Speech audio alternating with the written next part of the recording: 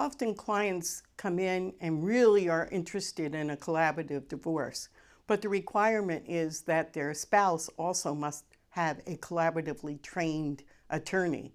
So they ask me, why would my spouse want to hire someone that you tell me on a list is collaboratively trained? And I mean, that's really a fair question.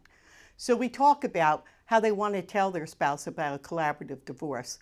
One way is to go to a divorce coach who is collaboratively trained and let the coach talk about what the collaborative process is.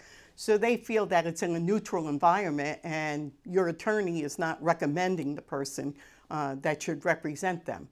Another way is to go on to the website, which is www.collaborativepractice.com. That's our international website. It lists all the people that are collaboratively trained in the United States that are members of collaborative practice, but it also educates the spouse about collaborative practice through videos and other books. There's also this great book that was written, A Collaborative Way to Divorce by Ron Owski and Stu Webb. I often use that in my trainings. It's a basic book about how to have a collaborative divorce, the benefits of it, and it's also very informative. And it's a neutral way to tell your spouse because they're learning about all the benefits of collaborative divorce, not necessarily from you, but from the book. I also give my clients handouts. There's a couple of great handouts on the Collaborative Practice site. And I say, if you feel comfortable, share these with your spouse. That will help educate your spouse. But if you're going to talk to your spouse, please explain the benefits to them. That you want a divorce in an amicable, respectful fashion. That you want your children to be a priority. That you want to co-parent after the divorce.